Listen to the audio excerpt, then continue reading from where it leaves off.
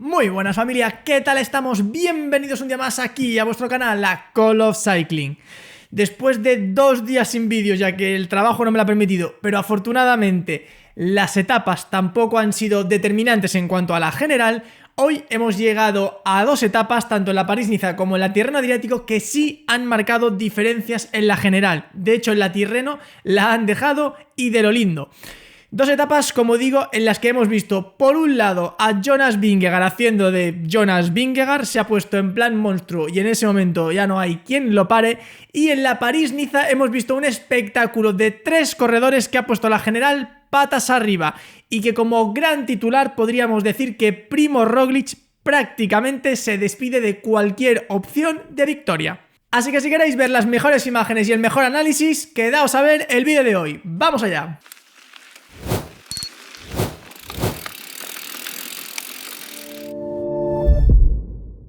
Si os gusta el vídeo, os parece interesante, por favor, dadle un fuerte like, compartidlo con vuestros amigos y si no estáis suscritos, hacedlo. Si os gusta el ciclismo, este es vuestro canal. Bien, pues empezaremos por la París-Niza, etapa número 6, una etapa que era propicia para marcar diferencias, no porque tuviera grandes puertos, sino porque tenía puertos cortos, pero muy intensos y sobre todo un final en bajada con un tipo de carretera estrecha, con mucha curva, lo cual te permitía fácilmente perder de vista al que llevabas por delante y sobre todo con un suelo mojado o húmedo, con lo cual todavía dificulta mucho más la bajada y aquel que está dispuesto a arriesgar puede sacar mayor ventaja.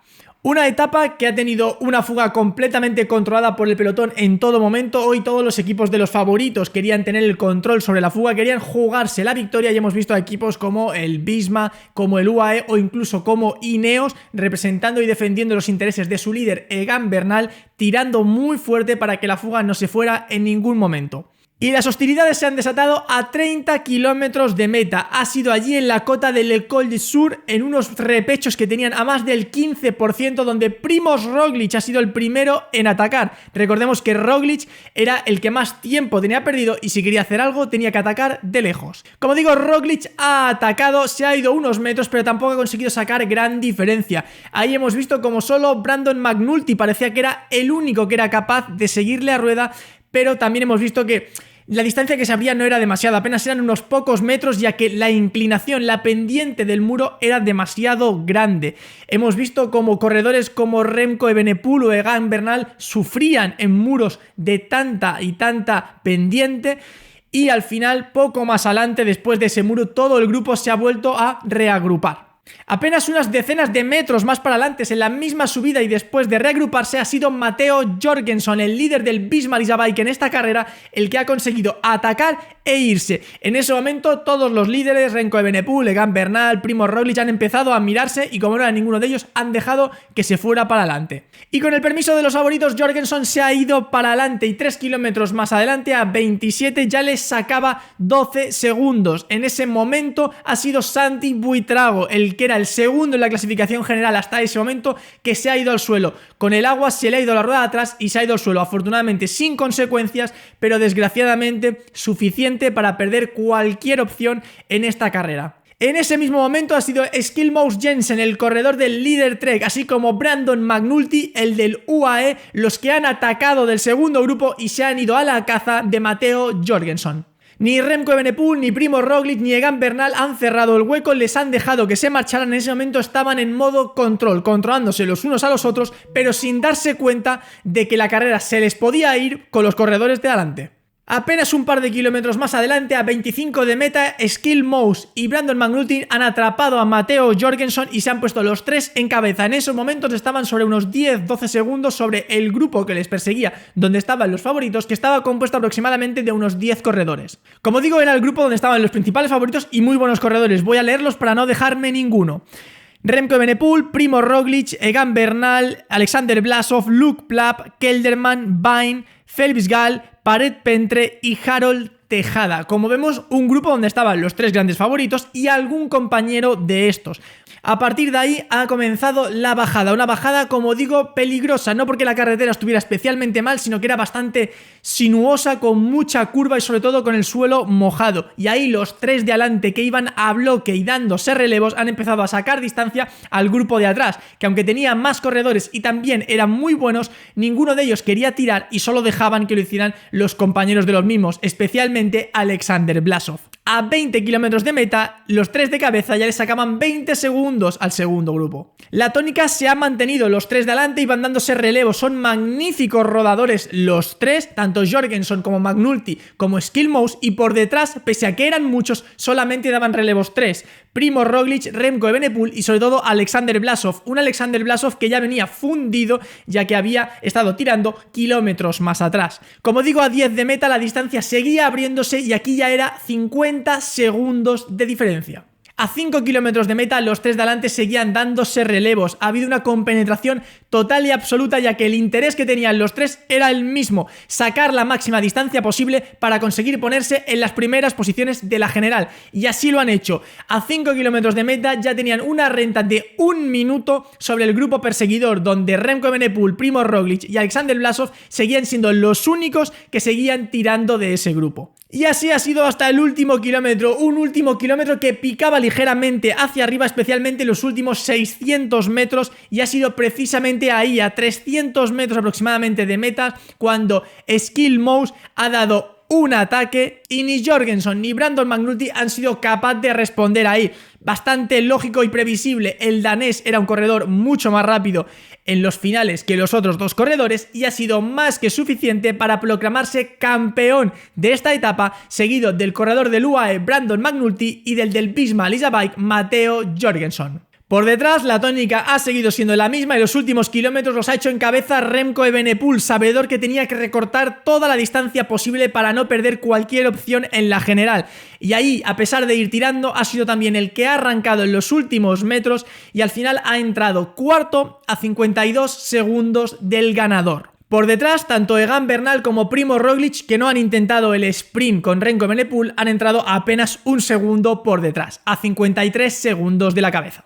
Si miramos ahora la general, nos encontramos con la siguiente situación. Brandon McNulty es líder a 23 segundos, Matteo Jorgenson, y a 34 Luke Plapp. Por detrás, Matías Skillmouse a 54 segundos y Remco Evenepoel en quinta posición a 1.03 y Egan Bernal el siguiente a 1.14. Por detrás tenemos a Primož Roglič a 1.44 y Santi Buitrago a 2 minutos y medio. Como podemos ver en la clasificación general, como digo, los dos corredores más damnificados, Santi Buitrago y Primož Roglič. Especialmente grave o noticiable la situación de Primož Roglič, que era uno de los principales favoritos para ganar y que ha quedado descartado prácticamente a 2 etapas del final. ¿Por qué digo que queda prácticamente descartado? Bueno, básicamente porque lo que queda de carrera realmente se hace complicado que alguien pueda remontar una distancia tan grande de 1.44, pero sobre todo porque por delante tiene a corredores que son tan favoritos como él o incluso más. Hablando de gente pues como el propio Brandon McNulty, que es el que está líder, pero sobre todo de Remco Evenepoel y Matteo Jorgenson, junto por supuesto con Egan Bernal. Importante también y noticiable es recordar que la etapa de mañana se ha visto recortada, apenas van a ser 104 kilómetros y el desnivel también se ha recortado bastante, ¿de acuerdo? Así que es una etapa en la que a priori se podrían marcar diferencias bastante más grandes de lo que realmente va a acabar siendo, motivo por lo cual el que quiera remontar distancias va a tener que atacar y jugársela desde lejos. Bien, pues ahora vamos con la Tirreno Adriático, una Tirreno Adriático que prácticamente ha quedado sentenciada porque Jonas Vingegaard, que no hace rehenes, ha atacado y se ha quedado completamente solo. Entrando ya en el resumen de la propia etapa, teníamos una fuga que lucha como siempre por el maillot de la montaña, pero que el pelotón ha tenido muy controlado en todo momento, especialmente el Visma Lease a Bike, porque sabía que hoy Jonas Vingegaard se la quería jugar desde lejos como ha acabado haciendo. Y es que a 30 kilómetros de meta, muy parecido también con lo que ha pasado en la París-Niza, el Visma Lease a Bike se ha puesto a tirar de lo lindo con un Ben Tunet espectacular que no solamente ha recuperado y ha absorbido a la fuga que iba por delante, sino que ha empezado a reducir todo el pelotón a apenas unos 10-12 corredores. Y todo ese esfuerzo venía a cuento básicamente de que Jonas Vingegaard ha atacado 1 kilómetro después. A 29 de meta, el corredor danés se ha puesto de pie, ha pegado un arreón y absolutamente nadie ha sido capaz de salirle a rueda. Y nadie es nadie. Han empezado a mirarse los unos a los otros y Jonas Vingegaard se ha subido a la moto y se ha ido para adelante. Los únicos que poco después han intentado ir tras él han sido los australianos Ben O'Connor del Decathlon AG2R y Jay Hindley del Bora. En este momento, Juan Ayuso hemos visto que no tenía piernas y no podía ir para adelante y se quedaba en segundo grupo junto con Pidcock y otros corredores. A 24 kilómetros de meta, apenas 5 kilómetros después de atacar, Vingegaard ya le sacaba 1 minuto a los perseguidores, unos perseguidores que se habían reagrupado, es decir, tanto O'Connor como Hindley habían sido absorbidos por el grupo en el que venía Ayuso, venía Uijtdebroeks, venía Arensman, venía Sosa y venía un Isaac del Toro que ha hecho una etapa increíble y al que voy a mencionar cuando acabemos, porque para mí ha sido una de las grandes noticias de esta etapa. A 10 kilómetros de meta y ya en el descenso de la etapa, Jonas Vingegaard se acaba 52 segundos al grupo. En esos momentos hemos visto como Vingegaard sigue bajando de una manera prodigiosa. Lo que ya vimos en O Gran Camino aquí se vuelve a repetir con un terreno también mojado y húmedo que estaba con una carretera sinuosa, aunque el asfalto en buenas condiciones. Un Vingegaard muy sólido, muy confiado, que no comete ni un solo error en las trazadas y que ha sido capaz de mantener la distancia con todo el grupo de atrás. Un grupo que venía tirado por Ayuso e Isaac del Toro. A 6 kilómetros de meta, Vingegaard ya seguía a tope en la última parte del descenso, llegando a la parte llena. En cambio, por detrás empezaban a mirarse, los relevos ya no iban tan bien y la distancia ha aumentado por encima del minuto. Y así hemos entrado en el último kilómetro, especialmente en los últimos 500 metros que volvían a picar para arriba. Ahí Jonas Vingegaard se ha puesto de pie, ha intentado mantener la distancia, pero tranquilamente, porque sabía que no solamente se iba a proclamar campeón de esta etapa, sino que además se ponía como líder de la general y con distancia más que de sobras con cualquiera de sus rivales. Por detrás, el segundo grupo ha llegado compacto a la meta y se lo han jugado al sprint. Y ha sido ahí donde Juan Ayuso ha ganado el sprint y ha entrado segundo a 1 minuto 12 de Jonas Vingegaard, seguido del australiano Jay Hindley. Y si miramos la situación de la general de esta Tirreno Adriático, nos encontramos con la siguiente situación. Jonas Vingegaard es líder con 54 segundos de ventaja sobre Juan Ayuso. Tercero es Jay Hindley a 1 minuto 20, seguido de Thymen Arensman, que es cuarto a 1 minuto 29. Por detrás, Ben O'Connor a 1.32 y un Isaac del Toro espectacular que está a 1.34, seguido de Kian Uijtdebroeks a 2 minutos 12. Esta carrera básicamente ha tenido un grandísimo protagonista que es Jonas Vingegaard. Jonas Vingegaard ahora mismo está en un estado de forma simple y llanamente espectacular, porque no solamente es que para arriba no tiene rival, es que nadie es capaz de salir la rueda, o incluso ya es que ni siquiera lo intentan. No sé si es que no lo intentan porque saben que no pueden o no pueden porque no lo intentan. Es una situación extraña y que analizaremos más adelante en un vídeo individual cuando estas carreras hayan pasado, porque la verdad es que, como digo, es difícil de analizar porque ni siquiera hay ese intento de salirle a rueda y ver cómo un corredor no puede más. Simplemente no salen. Así que, como digo, lo analizaremos más adelante. Pero de todas formas, lo sólido que se ve a Jonas Vingegaard también en las bajadas y en el llano denotan de un corredor que está en un estado de forma increíble, pero que sobre todo mentalmente está todavía más fuerte y más crecido. Como he dicho antes, también quiero mencionar a Isaac del Toro. Este chico, el joven mexicano, simplemente a mí me deja fascinado en cada carrera que lo veo. ¿Por qué? Porque es totalmente polivalente y súper completo. Lo vemos igual aguantar para arriba con los mejores, como lo hemos visto hoy. Lo vemos también tirar hacia abajo con una confianza y un dominio de la bicicleta espectaculares, especialmente en un suelo mojado, como lo hemos visto hoy, o como lo vimos en la Strade Bianche. Ya le hemos visto ganar, le hemos visto trabajar para sus líderes, le vemos quedar con los mejores y acaba de llegar. Es su primera temporada como profesional.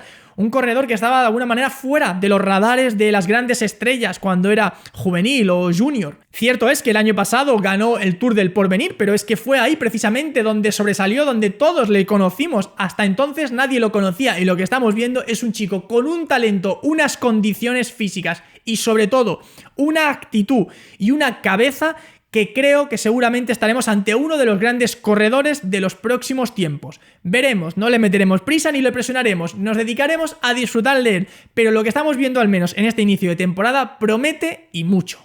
Bien, pues como habéis visto, se quedan 2 carreras con la clasificación general, especialmente en la París-Niza, al rojo vivo y en la Tirreno Adriático algo más decantada por Jonas Vingegaard. No obstante, nos queda un fin de semana apasionante con grandísimas etapas en 2 carreras y aquí estaremos para contarlo. Si os ha gustado el vídeo, os ha parecido interesante, por favor dadle un fuerte like y compartidlo. Y si no estáis suscritos, ¿a qué esperáis? Si os gusta el ciclismo, este es vuestro canal. Por mi parte, esto ha sido todo, pero nos vemos mañana con los resúmenes de las siguientes etapas. Hasta entonces, me despido. ¡Adiós!